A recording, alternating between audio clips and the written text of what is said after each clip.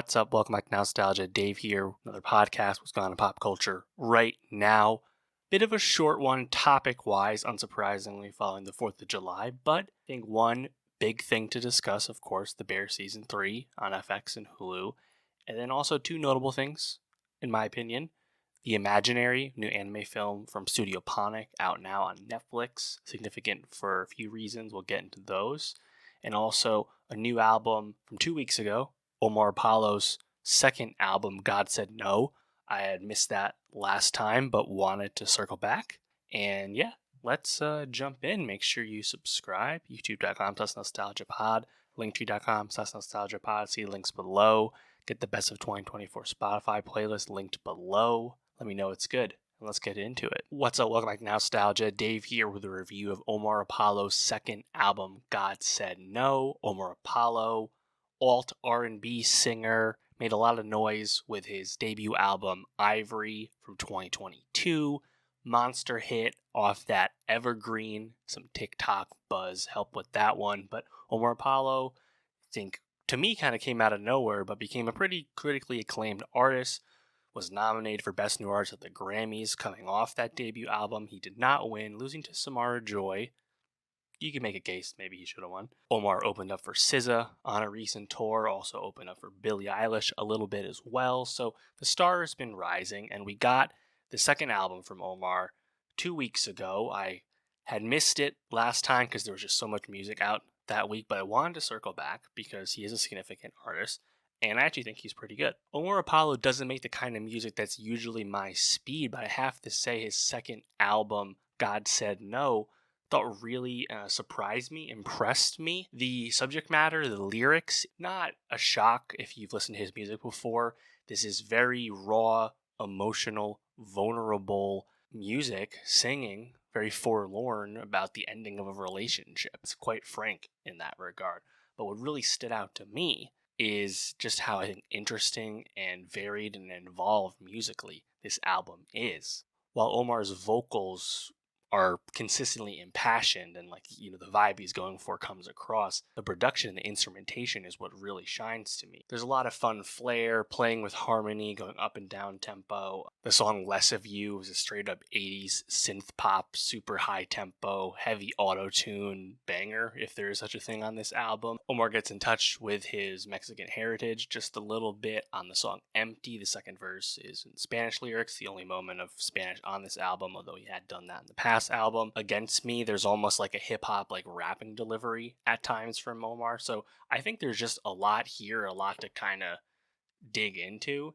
And even if you're not super into the really emotional type music that this certainly is, I think musically there's just enough to interest you. So in that sense, to me, Omar Apollo's God Said No, it's pretty all-encompassing. There's something for everyone to me.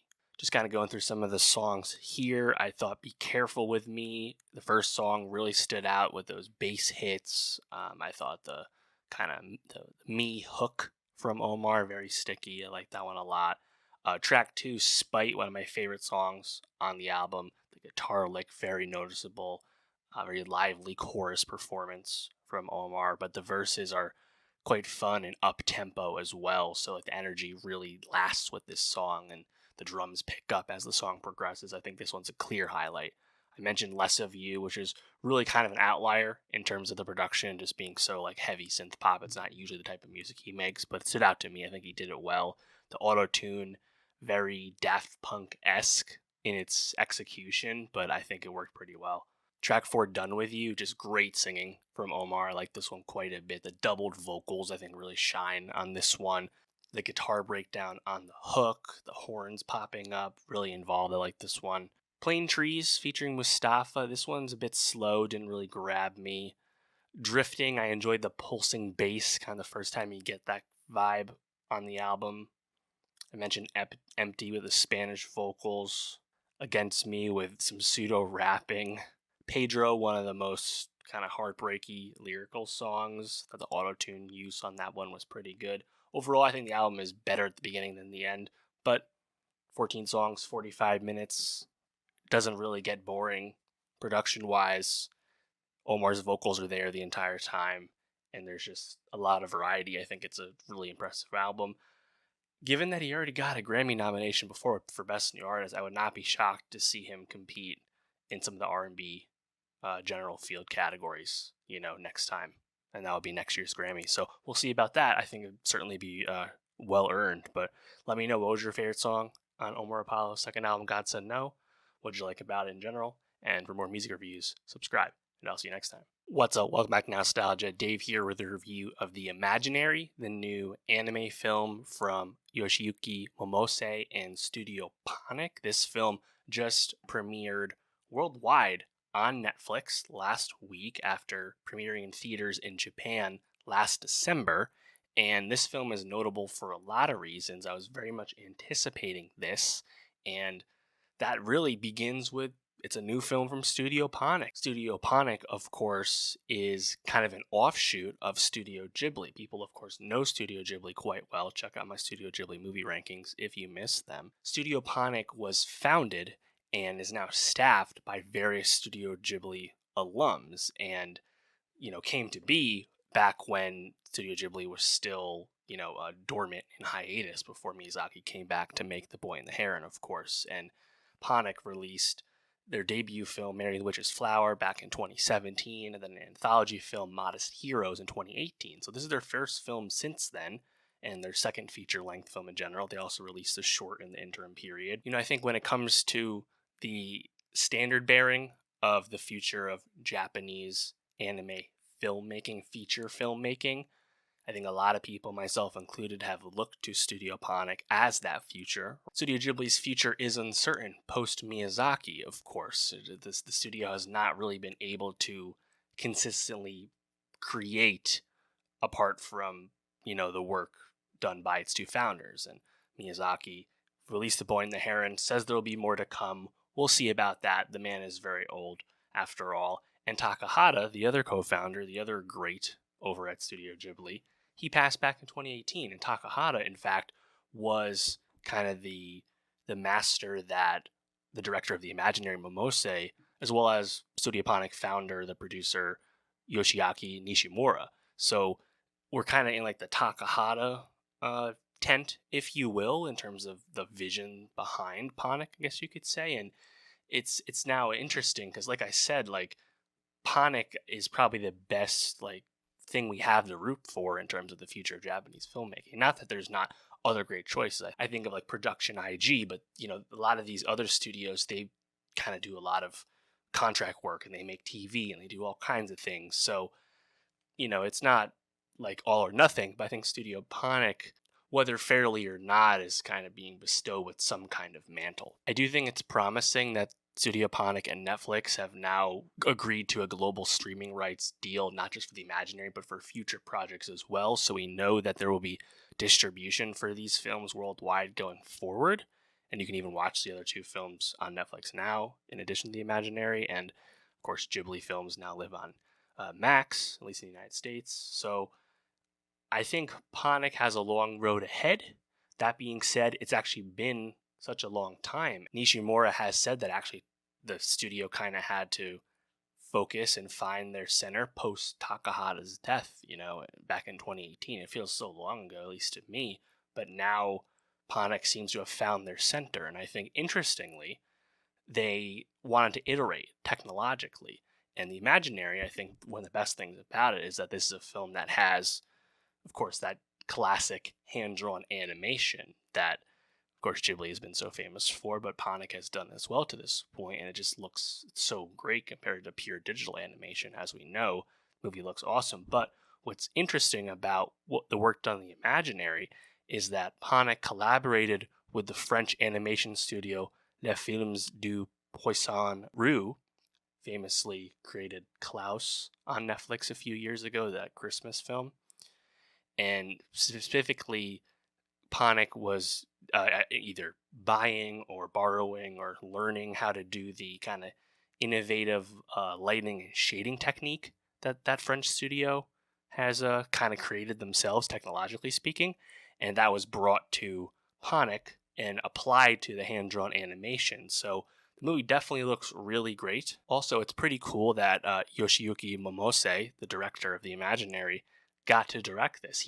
I actually was pretty unfamiliar with his work. He's 70 years old. He's a longtime Ghibli animator and storyboarder, but he never actually got to direct a feature at Ghibli himself. This is his first time directing a feature. Now at Ponoc, he did direct one of the Modest Heroes, anthology shorts. All that table setting aside, what do I actually think of The Imaginary, the film, which is based off a 2014 British children's novel? I gotta say, The Imaginary is a bit of a disappointment to me. A lot of hype and a lot of expectation has been laid at Studio Ponoc, and this film coming over 6 years since their last film, even longer since their last feature film, expectations were high, and I think ultimately The Imaginary comes off as a bit derivative of past work in terms of animated children's films. There's a lot of expository dialogue. There's also kind of a lack of stakes in terms of this framing of this world of imaginary friends that unfortunately also invokes John Krasinski's recent film If. The film goes to so many locations, because it's all imagined, it's all in the mind, and I guess in a sense it's this like volume play that kind of glosses over you at the end. It just doesn't really come together, I think, in a meaningful way. There are certainly cool moments, there are touchstones, there are familiar things, especially if you're a Ghibli fan. I think the villain, Mr. Bunting, metaphysical villain, the vocal performance, very reminiscent of, say, the guy in Ponyo, for example. I think the choice to have the Imaginary's lead protagonist not actually be the young girl who is imagining the friend, it's not actually Amanda who's the lead character, it's in fact the imaginary friend, Rutger. And I think the way it starts was pretty promising, but next thing you know, we meet this whole other world of imaginary friends and we start going off to all these places, and then it kind of ends in a predictable way. I just don't think there was a lot of meat in the middle.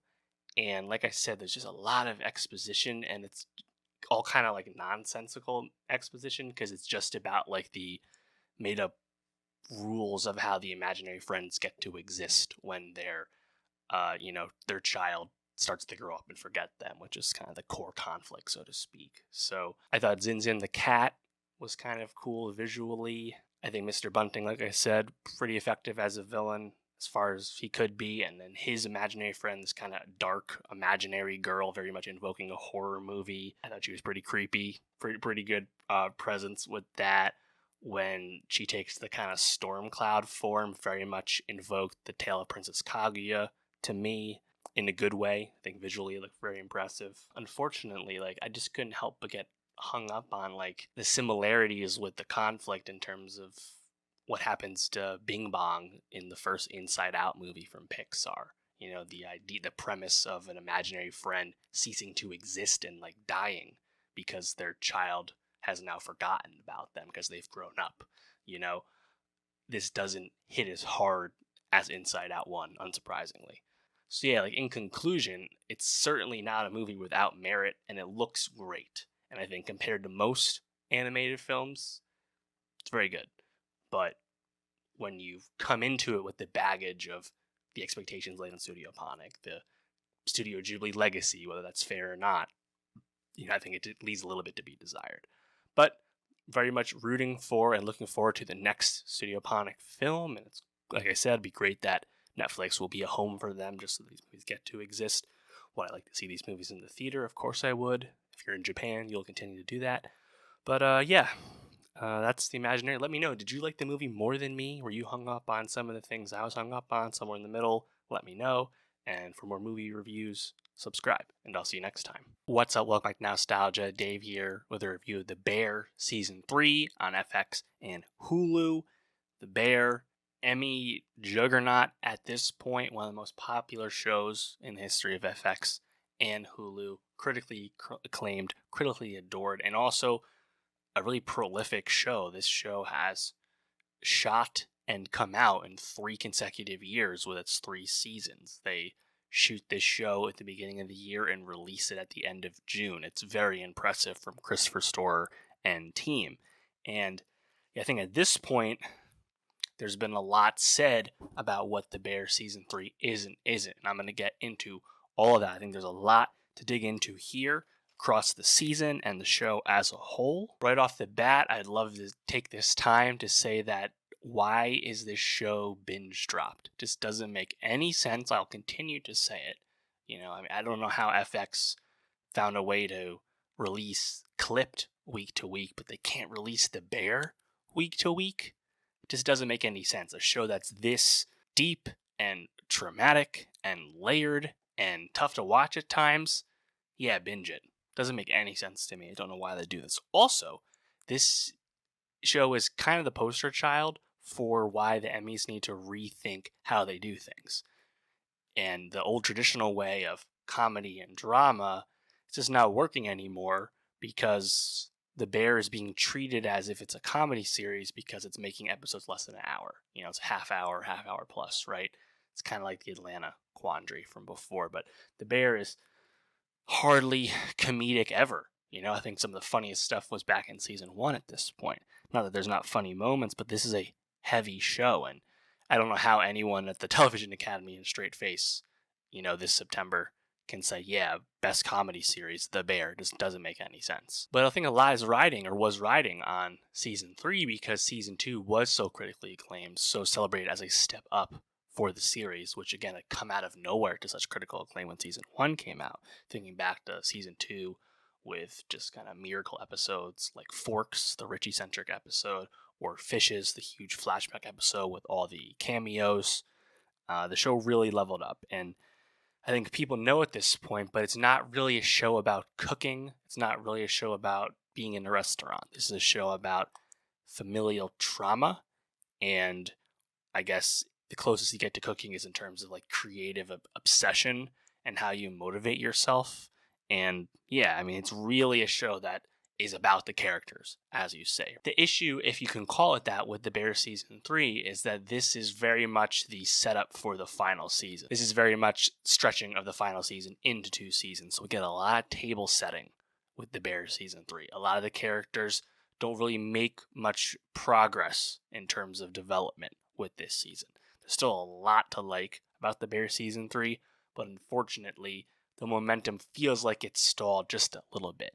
Now, episode 6, Napkins, the Tina-centric episode, fantastic. Right up there with the best episodes of The Bear. But overall, it feels like The Bear season 3, all the plot is being saved for the final season, and we're just kind of getting refinement on characters and really honing in on who Carmy is, who Sydney is, and who Richie is. And I think we're going to get some really satisfying payoff, but that'll be next season. It wasn't really in this season, which ends on a cliffhanger of sorts as well. And I guess like the pacing of season 3 and how it's clearly different from how the first 2 seasons were paced, which were very frenetic and fast and stressful, right? Like season 3 has a lot of stress, but the pace is just so much slower. That being said, there's a lot to like about The Bear season 3. It's still one of the best shows on TV easily. It's still going to make my top 10 shows of the year. I think episode 1 is a great example of that. Episode 1 is something The Bear really hasn't ever done before. This is an episode all about Carmy, and it's really all within Carmy's head, about Carmy reflecting on the past, right? So we see these flashbacks in and around past scenes in the past 2 seasons and looking at them from different angles or almost like deleted scene moments, extended moments, and it's all in the prism of Carmy's reflection, going back to his time at the French Laundry, the time when we know he missed the funeral. We actually see that now he's sitting outside in the car. He just didn't go out to actually go to the funeral, but he drove all the way there. We see him get the phone call that Mikey killed himself. You see a lot of stuff there. And I think the way it's shot, the way it's framed, and it's almost like kind of dream logic-esque aesthetic, like it's really impressive and unique. I think it's a really cool first episode. Episode 2 really, I think, starts to establish, it's not that it came out of nowhere, it had already been established, but really kind of hones in on like what kind of the conflicts with Carm are going to be, where this guy just is obsessed with making these never-ending menu adjustments and literally operating in a restaurant that will change its menu every day, and the kind of stress that that'll enforce on the whole team, not to mention the consistency standards will be challenged, to say the least, and Carmely pushing these non-negotiables, and I quite like that episode. Episode 3 begins with the Marcus giving the eulogy speech at his mom's funeral in the church, very matter of fact. And unfortunately, this is really the one big moment for Marcus as a character on season 3. Lionel Boyce, I think, really got to blossom in season 2 as Marcus. Think about the Copenhagen episode with Will Poulter, for example. But really, Marcus does not have a lot to do on this season. He has a few moments, a few cool conversations. I think a few with Sydney stand out across the episodes. But ultimately, he's unfortunately a bit sidelined, which I thought was a bit disappointing. Episode 4, I love the idea of the food critic wall, the pictures of all of them in the office as like the boogeymen kind of hanging over you. I enjoyed that. I forget exactly what episode it begins, but we get established early on that Sid has been offered a partnership stake in the Bear restaurant. There's a DocuSign in her email ready to go. And, she doesn't sign it the entire season. It becomes pretty obvious that she's not going to sign it after like the second or third time you see it brought up that her indecision is there. And the season really progresses to, Carmi's status as the kind of problematic at times, overbearing star chef. And I think, in the later episodes where Sydney, we see presented to us all the various writing about the Bear, and a lot of the really hyped up stuff is about, about star chef. It's about Carmen Brazato, right? Despite the fact, and like Sydney as the number 2 is feeling unappreciated, and at the same time also feeling like she's not included in the decision making in terms of the menu. Carmi's just not collaborative, and he's also overbearing, and he's tough to work for, and the joy is hard to find. And I think those themes are really honed and developed throughout the season. Episode 5, we get the cameo from John Cena playing Sammy, a local friend who helps out the Bear the one day. We also see Brian Koppelman's character, Computer, who is a friend or someone hired by Cicero to basically do the math and find ways to improve the budget of the Bear in terms of, stop being so picky about ingredients and using a vendor and making various decisions of that regard. I thought Koppelman was awesome as Computer, really worked, and he comes back later in the season. Cena as Sammy, I thought worked because I just think Cena is a really great comedic actor at this point. I really enjoy his energy. Him playing off Maddie Matheson's character, Neil, and I forget the other guy's name, Neil's buddy, who kind of does all the handiwork at the Bear. It was kind of fun to have them chill and talk about haunting and stuff. And maybe it takes you out. Maybe it's too high profile. Maybe it's distracting in a season that doesn't have a lot of like pure plot momentum. But I think in a vacuum, it actually works. Episode 4, we got, speaking of cameos, that's when Richie goes to see his ex-wife and the mother of his kid, and he meets Frank, who is her new fiance, and he's played by Josh Hartnett, of all people. And I think they actually have a really good scene together. And speaking of Hartnett, between Oppenheimer, a Bear cameo, and he's about to star in M. Night Shyamalan's Trap next month, the Hartnett-assance is with us. Episode 6, Napkins, clearly the highlight of the Bear season 3. This is the Tina Center episode, learning how Tina came to work for the Bear in its original iteration, as we met her in the beginning of season 1. And she ends up having this really, it's a whole journey about her losing her job and struggling to find a new job as a woman in her mid-40s, and kind of by happenstance comes to the Bear and to eat, and kind of breaks down due to the struggle of this pursuit, and then has a really amazing heart-to-heart with Mikey, with John Bernthal. And this episode is the John Bernthal flashback. Of course, the first flashback in season 1 was so effective because it was such a shock learning who was playing Carmen's now deceased brother. And of course, we see him in Fishes, which was such a flashpoint episode, as we know. And now to see him very much be in support of Tina, a character who hasn't gotten this kind of time before to this point, it just really speaks to, I think, the strengths of this show and what it's able to communicate. And it's just a really fantastic, I think, episode, and that conversation that they have, and really colors in stuff about Mikey as well, right? In terms of someone who feels like he was never going to be someone who got to chase his dreams. He felt like he was going to be skipped, right? I think it's really frank. It's really well done. And at the end of it, you're like really almost happy that Tina lost her job and came to the Bear, obviously, right? It's really, really wonderful episode, and it's directed by Io Debris as well. She did a great job with it. And I think at this point, the episodes are kind of grab baggy at the end, like episode 7. Again, Marcus pretty sidelined, Richie struggling with motivation. I think there's a lot coming home to roost next season when it comes to the Richie character. I'm really looking forward to seeing that. His stuff is less in your face in terms of, like, we know Sydney's struggle by the end, right? Like, she's torn between staying with the Bear and going with this new opportunity that's been presented to her that she hasn't committed to yet either.